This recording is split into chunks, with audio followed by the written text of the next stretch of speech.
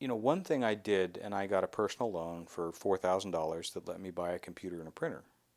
And one of the things I did at the time, the Macintosh had just come out, and I specifically wanted that one. I already had a ancient used Apple, as I mentioned to you. One of the things that let me do was buy the new Apple laser writer. And that let me produce proposals that looked like they came from a much larger firm. I was not saying that I was anything but, I was very candid about what we were. I'm a small firm. I have an answering machine, not a receptionist, right? However, the proposal gets passed around internally as people are understanding the decision without the benefit of my being there, and I felt it needed to reflect the ultimate in reliability embodied in the proposal. But I went in and met with them and talked to them in business terms about what we could do, and they welcomed a proposal. I think almost anybody will talk to you, and if you say, I'd like to offer you a proposal, almost anybody will say, what is the risk in accepting a proposal? There's none. And I went home and said, boy, have I got to produce a fantastic proposal. And it was clean, and it addressed their business needs, I think. And I went back and, by the way, I went back and presented it. I've never sent a proposal to anybody. Also, the believe in me factor. A proposal is a written part of the argument, but you have to show them that this is your proposal and you're there to back it up, and it's you. Right.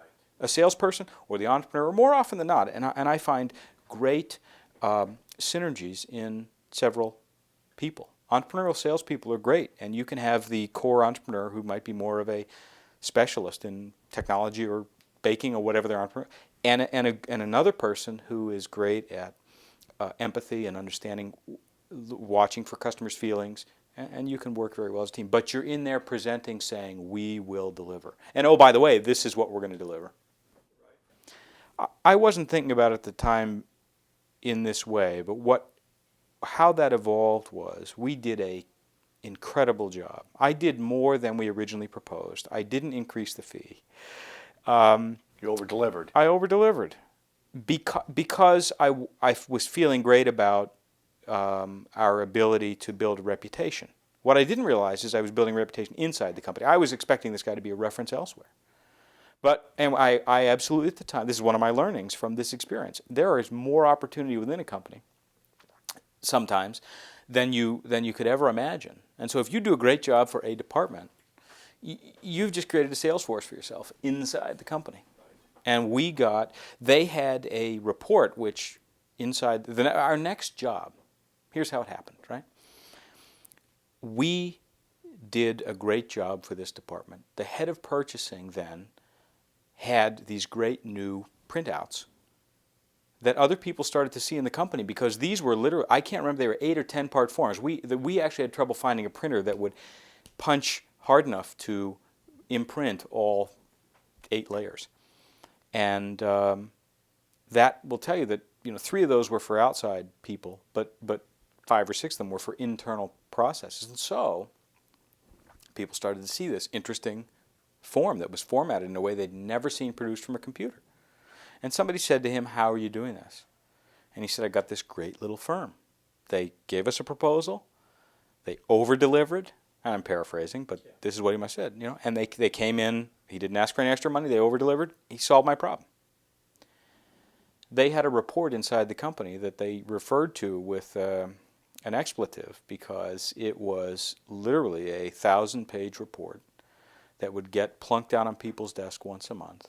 And by the time you got through it, next month. And it was awful to format, and it was a report. So if you needed it in a way that it wasn't sorted, you had to go back through 1,000 pages. And their question was, can you print this out in multiple ways? And my question back to them was, I could, but wouldn't you rather view it on screen interactively, which was something they never imagined being able to do. So again, it's that problem solving, right? They asked the question, can you print this in multiple ways? I'm trying to think in terms of providing a solution, and I realized what they were saying is we need to ask certain questions. What if? Or what is happening? And ultimately, what they were, I'm trying to translate their need into its core form, right? What I hear you saying is like sometimes we have to understand their problem in a perhaps better than they do. Exactly. Exactly. And again, if you're an entrepreneur of any sort, you're using your knowledge of what you do to help people understand their problem better than they do.